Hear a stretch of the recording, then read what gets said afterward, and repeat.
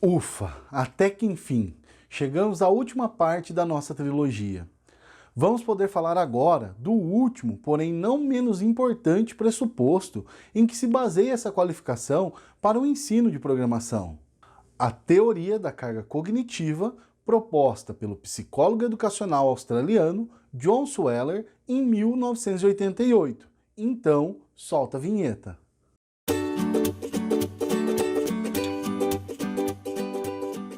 Bom, mas antes de começar, eu gostaria de falar que eu sei que 90% dos participantes nesse curso chegaram até aqui pela temática metodologias ativas.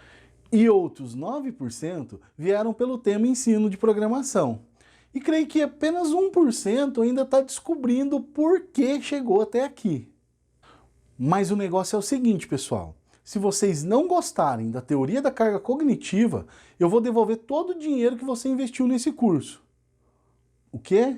Não tem custo?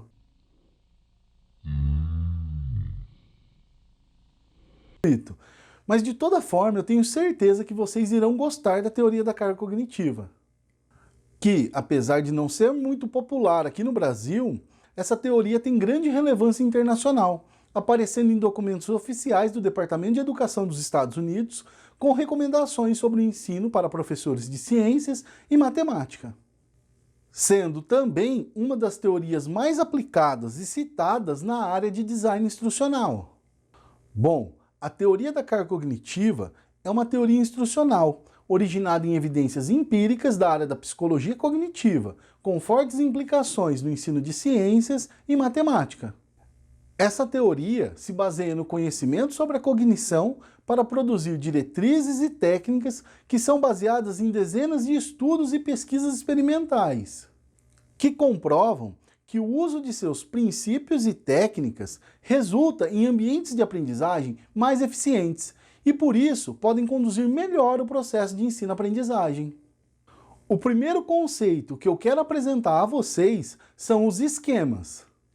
Os esquemas podem ser definidos como estruturas mentais utilizadas para organizar o conhecimento. Ou seja, é todo o nosso conhecimento. Esses esquemas possibilitam aos experts em resolução de problemas categorizarem os problemas, reconhecerem determinadas situações de certa categoria de problemas e, consequentemente, resolvê-los. Por outro lado, aprendizes ou novatos que não possuem os esquemas necessários são incapazes de categorizar os problemas e, dessa forma, eles não têm alternativa, a não ser se engajar em técnicas de busca, tais como a tentativa e erro ou a análise meio-fins. Vai, profs, diz para mim uma coisa, você já não viu algum aluno seu em sala de aula chutando códigos a esmo, tentando na sorte resolver algum problema que você passou para ele? Então, pessoal, a partir desse conceito de esquema, bem como a comparação entre os experts e os novatos em resolução de problemas, já nos diz alguma coisa sobre o processo de ensino de programação, não é mesmo? Na verdade, isso também nos indica o porquê é tão valoroso a habilidade de resolução de problemas para o aprendizado de programação. Para entender a teoria da carga cognitiva, também é necessário conhecer o modelo de funcionamento da mente humana, pois essa teoria é elaborada com base na arquitetura da memória humana, que define 3 tipos de memória. A memória sensorial, a memória de curto prazo, que também é conhecida como memória de trabalho, e a memória de longo prazo. A memória sensorial recebe uma grande quantidade de informação, a qual permanece nessa memória por um curtíssimo intervalo de tempo, cerca de centenas de milésimos de segundos. Essa memória também é responsável por selecionar e transferir uma porção das informações de entrada para a parte seguinte, que é a memória de trabalho. Além disso, a memória sensorial também recebe dados da memória de longo prazo e processa todas as informações externas, inclusive sons e imagens presentes no ambiente, mesmo que não sejam percebidas pela nossa consciência. Já a memória de longo prazo tem como característica o armazenamento mais ou menos permanente de conhecimentos e habilidades. E, portanto, segundo a teoria dos esquemas, assume-se que o conhecimento é armazenado na memória de longo prazo sob a forma de esquemas. Agora, voltando um pouco a falar sobre o conceito de esquemas, esse também pode ser entendido como um construto cognitivo que permite tratar muitos elementos de uma informação como se fossem um único elemento, categorizado de acordo com a maneira como será utilizado. Ou seja, um esquema pode ser qualquer coisa que você aprendeu e é tratado como uma única entidade. Exemplificando isso, quando você lê a palavra programação, não se pensa mais em 11 letras separadas, mas sim em uma única entidade, a palavra programação. Desse modo, pessoal, os 11 elementos da palavra programação são reduzidos a um único elemento unitário, diferentemente do que acontece quando a gente está sendo alfabetizado. Além disso, pessoal, quando você lê a palavra programação, o seu subconsciente disponibiliza para você não somente um único elemento que corresponde à palavra, mas todos os seus esquemas, conhecimentos e experiências relacionados a essa palavra. E, portanto, nesse exato momento, de tanto eu ficar falando programação, programação, programação, pode estar passando na sua cabeça alguns comandos relacionados à programação ou até mesmo a tela de uma IDE. Bom, já falamos da memória sensorial e já falamos da memória de longo prazo. Cabe agora falar da memória de curto prazo, também conhecida como memória de trabalho. Até 1960, se imaginava que essa memória tivesse apenas a função de armazenamento momentâneo da informação. E por isso, até então, ela era chamada de memória imediata. No entanto, Miller, lá em 1960, propõe que essa memória não tem apenas a função de armazenamento momentâneo da informação, mas também a função de gerenciamento da cognição e do comportamento. Dessa nova concepção, que iguala a memória de curto prazo a uma consciência, onde essa deixa de ter apenas a função passiva de armazenar informações e passa a ter uma função mais ativa, não só armazenando informações, como também as gerenciando, é que decorre a denominação memória de trabalho. Como uma analogia bem superficial, mas bem superficial mesmo para esse esquema de memória, pensa que a sua memória de trabalho é mais ou menos como a memória RAM do seu computador, ou a memória cache do seu processador. E a memória de longo prazo é como se fosse o seu HD. Agora, creio que seja importante nós atualizarmos o nosso esquema da teoria da carga cognitiva, para incluir os conceitos de memória que já foram apresentados. Vejam agora como que ficou o nosso esquema da teoria da carga cognitiva. Nós já temos os esquemas, as memórias, sensorial, longo prazo e de trabalho. Nesse ponto, cabe destacar que as limitações da memória de trabalho e como essa memória se relaciona com a memória de longo prazo é que constituem a ideia central da teoria da carga cognitiva. Pois essa teoria pressupõe que todo processamento consciente de informação ocorre na memória de trabalho, que por sua vez possui limitações na duração e na capacidade. A limitação na duração diz respeito ao tempo em que a informação fica na memória de trabalho, sendo testado por diversos experimentos, sendo o tempo de 18 segundos o indicador da duração do tempo em que a informação fica na memória de trabalho. A outra limitação da memória de trabalho é a limitação da capacidade.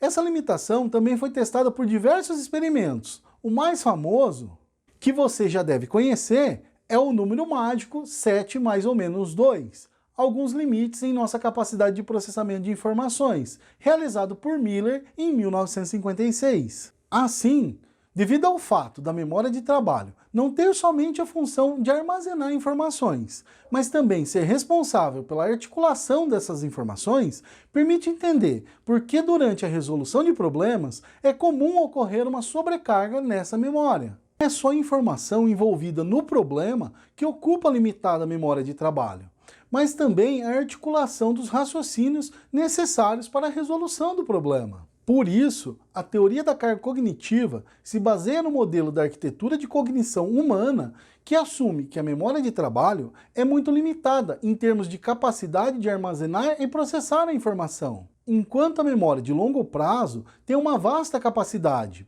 capaz de armazenar uma quase ilimitada quantidade de informações. Portanto, minhas colegas professoras e meus colegas professores, se essas limitações da memória de trabalho condicionam as nossas atividades e devem, por consequência, também condicionar a forma como aprendemos, por lógica, essas também deveriam condicionar a forma como nós ensinamos, não é mesmo? Além disso, pessoal, a memória de trabalho é especialmente limitada quando lidamos com novas informações, como é o caso de grande parte dos nossos estudantes iniciantes em programação. Entretanto, quando lidamos com informações provenientes da memória de longo prazo, a memória de trabalho não é limitada, pois grandes quantidades de informação esquemática podem ser transferidas da memória de longo prazo para a memória de trabalho sem sobrecarregar essa memória. Então, agora usando uma outra analogia também muito superficial, para entendermos como funciona esse mecanismo de transferência de informações da memória de longo prazo para a memória de trabalho sem sobrecarregar a mesma, basta imaginar que quando lidamos com algo conhecido, como no exemplo anterior, a programação, o nosso Big Data, que é a memória de longo prazo, disponibiliza em um único arquivo ao nosso processador, que é a memória de trabalho, todos os esquemas dos quais necessitamos. E dessa forma, a utilização dos esquemas existentes na memória de longo prazo são utilizados para contornar as limitações da memória de trabalho, reduzindo assim a carga cognitiva. Pois se presume que os esquemas possibilitam que muitos elementos sejam tratados como um único elemento na memória de trabalho. E essa ação é o que permite a expansão do volume de informações processadas pela limitada memória de trabalho.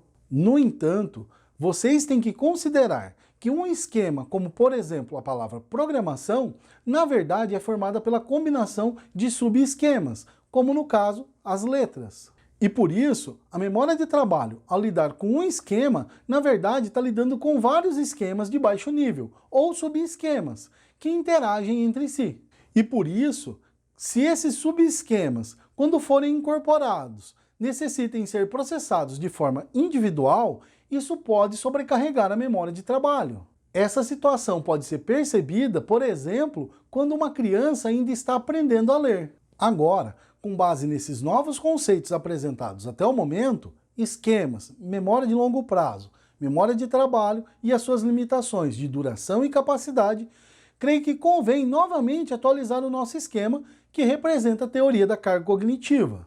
Então, profs, penso que nesse momento você já deve ter deduzido que na teoria da carga cognitiva, a aprendizagem se dá por meio da aquisição de esquemas, certo? Isso mesmo. No entanto, para que a aquisição ocorra e a informação vá para a memória de longo prazo, é necessário que essa seja processada primeiramente pela memória de trabalho.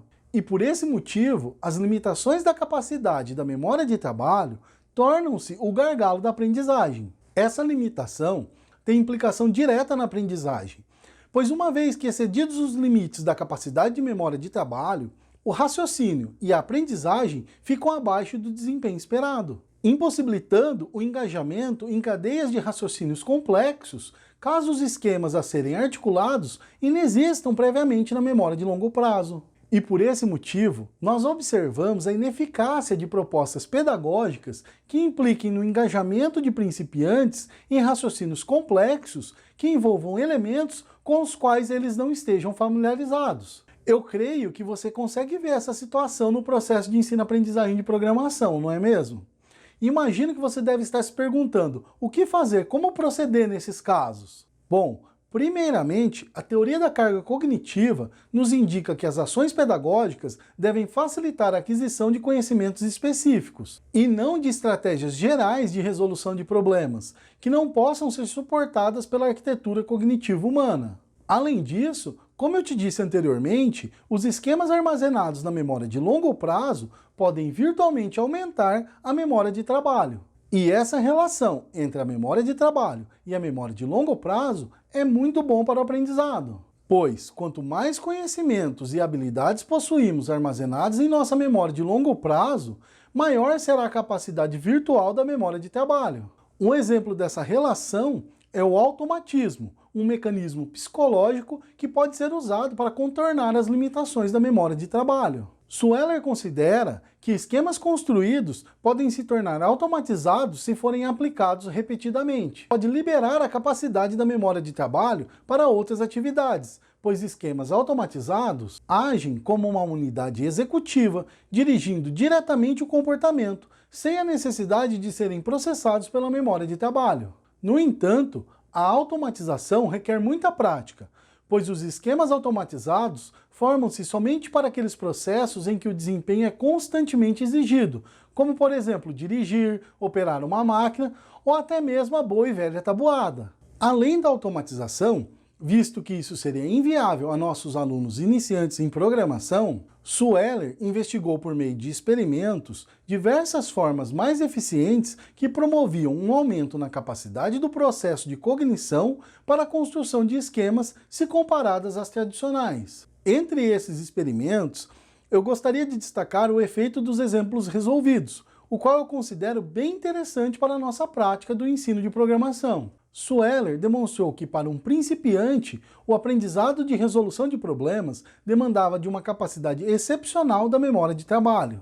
visto que, na ausência de esquemas apropriados, o principiante tinha que pesquisar uma solução por meio de uma análise que obrigava a manter em sua memória de trabalho, simultaneamente, o problema, seu objetivo, eventuais subobjetivos, bem como as possíveis operações associadas a cada um desses itens. E a partir desse contexto, Sueller demonstrou experimentalmente que intercalar exemplos resolvidos com exercícios a resolver é mais benéfico para a aprendizagem do que a utilização exclusiva da simples resolução de problemas. E isso pode ser explicado, pois as estratégias tradicionais de resolução de problemas, dirigidas para um objetivo específico, podem não direcionar a atenção para aqueles aspectos do problema que conduzem à aquisição do esquema. E tal forma de aprendizagem, o efeito dos exemplos resolvidos, como foi nomeado por Sueller, podem ser facilmente observados em diversos recursos destinados ao ensino de programação, como Codecademy, Datacamp, Sololearn, Enki e muitos outros. Assim, quando o principiante estuda a partir de exemplos resolvidos, ele se liberta das demandas do desempenho e pode ter a sua atenção direcionada para a aquisição dos esquemas de resolução, podendo se concentrar em compreender a razão de ser dos passos da resolução do problema. Sueller também indica que a utilização de exemplos parcialmente resolvidos, que gradualmente vão se tornando cada vez mais incompletos e que requerem que os aprendizes autoexpliquem as partes que completaram, colaboram para que esses aprendizes entendam os princípios por trás dos exemplos resolvidos. Pois vejam, a aprendizagem se dá de maneira melhor quando o processo de informação estiver alinhado com o processo cognitivo humano, ou seja, quando o volume de informações oferecidas ao aluno for compatível com a sua capacidade de compreensão.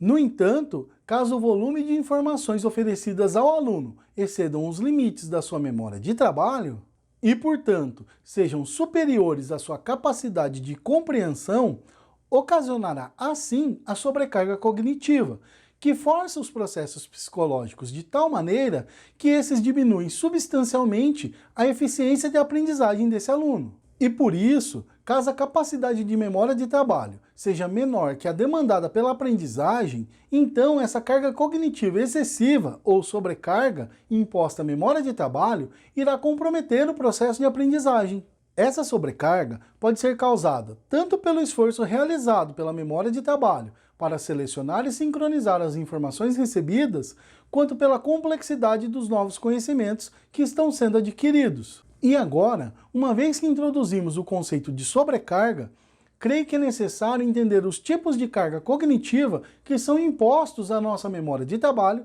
quando realizamos uma atividade de aprendizagem. As cargas cognitivas podem ser de 3 tipos: a carga intrínseca, a carga estranha e a carga relevante. A carga cognitiva intrínseca é formada pelos elementos de aprendizagem provindos das informações do próprio conteúdo de aprendizagem. Cada conteúdo possui suas características próprias e podem representar uma baixa ou alta carga intrínseca. Vejam, a carga intrínseca é aquela que diz respeito à natureza ou dificuldade intrínseca do conteúdo.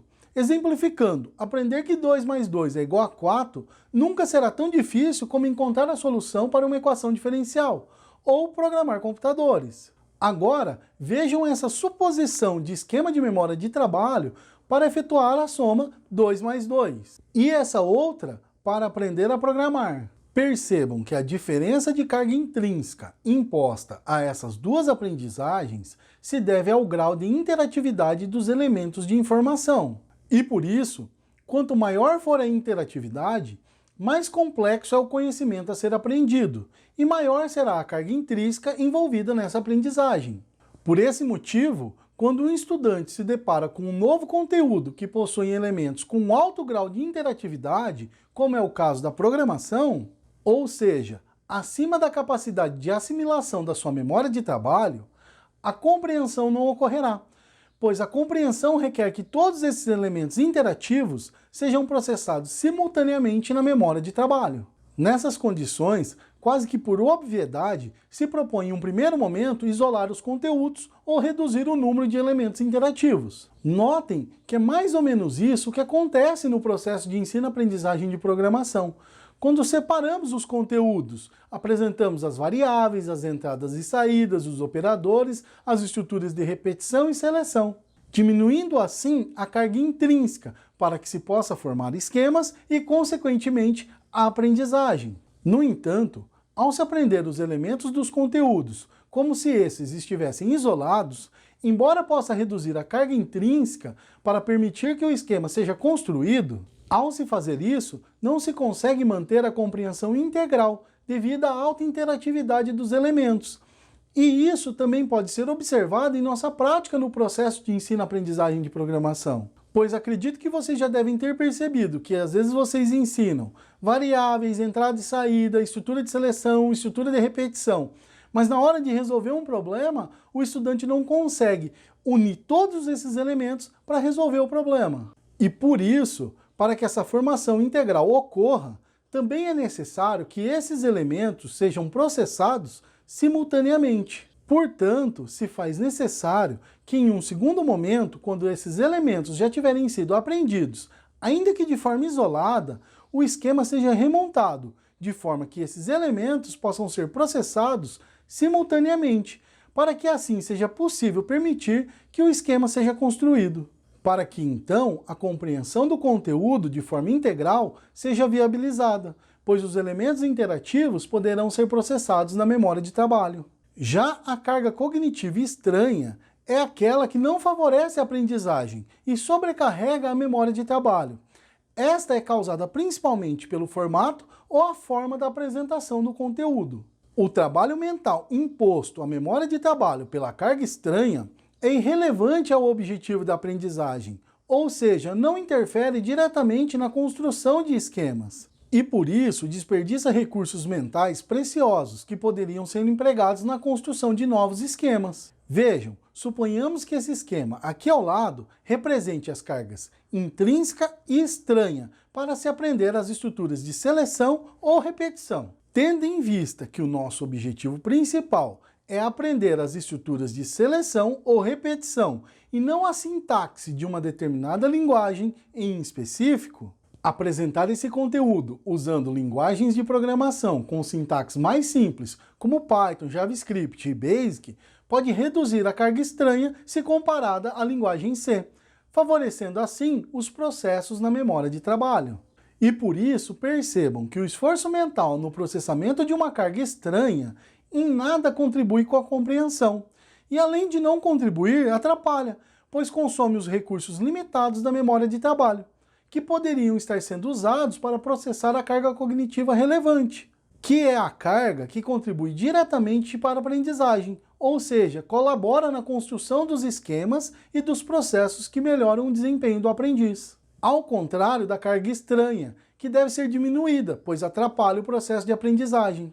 Assim, a carga relevante é considerada como benéfica e essencial para a construção de esquemas, e por isso deve-se tentar aumentá-la, desde que a carga cognitiva total não exceda as limitações da memória de trabalho. Por isso, como é desejável aumentar a carga relevante para que haja uma formação de esquemas, deve-se concomitantemente diminuir a carga estranha, para que a soma das cargas não ultrapasse os limites da capacidade da memória de trabalho. No entanto, a diminuição da carga estranha não garante que a carga relevante, aquela que é benéfica à formação de esquemas, será automaticamente aumentada. Então, para aumentar a carga relevante, se faz necessário que se estimule a sua formação, visto que esta nem sempre se forma espontaneamente. Para estimular a carga relevante, Sueller indica, entre outros caminhos, Usar exemplos com contextos variados.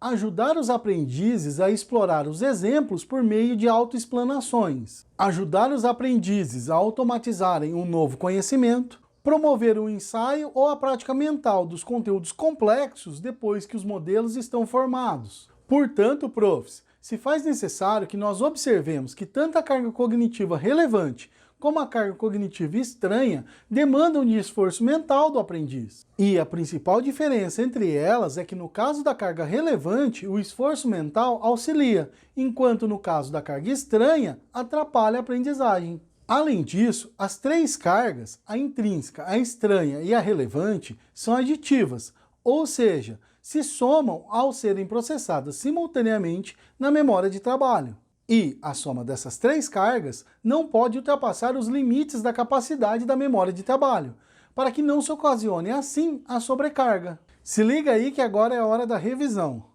E atenção, se liga aí que é a hora da revisão. Recapitulando um pouco os conceitos dos tipos de carga cognitiva, eu vou apresentar para vocês algumas suposições de esquemas de memória de trabalho. Vejam. Então, por exemplo, se nós temos uma sobrecarga devido à alta carga intrínseca, dada a natureza ou grau de dificuldade do conteúdo, nós podemos diminuir essa carga intrínseca, utilizando as técnicas que já foram mencionadas, como, por exemplo, separar as partes com alta interatividade, e trabalhar esses elementos para que posteriormente o esquema seja reconstruído, com esses elementos sendo apresentados de forma simultânea, ou pela automatização, como no exemplo proposto em uma das atividades do módulo 3, quando você teria que ensinar um marciano a andar de bicicleta. Vocês lembram dessa atividade? Então, dada a características dessa atividade, andar de bicicleta, a carga intrínseca é alta. No entanto, nós podemos diminuir essa carga por meio do uso de rodinhas. E só depois que ocorresse o processo de automatização desse esquema, andar de bicicleta, reduzindo assim a carga intrínseca, nós poderíamos tirar essas rodinhas. Dessa forma, o nosso esquema de memória de trabalho fica agora mais ou menos assim. E aí, professor, e se a carga estranha for alta? Bom, essa carga só vai ser alta se nós complicarmos a forma ou o formato da explicação.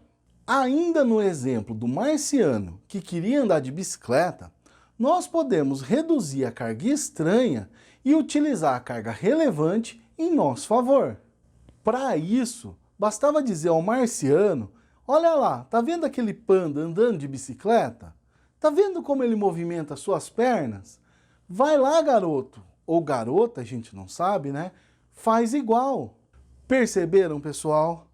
Então, dessa forma, nós reduzimos a carga estranha, utilizamos a carga relevante ao nosso favor e, de quebra, ainda utilizamos o efeito dos exemplos resolvidos. Bom, pessoal, essa é a terceira e última parte da síntese dos principais assuntos trabalhados nesse módulo.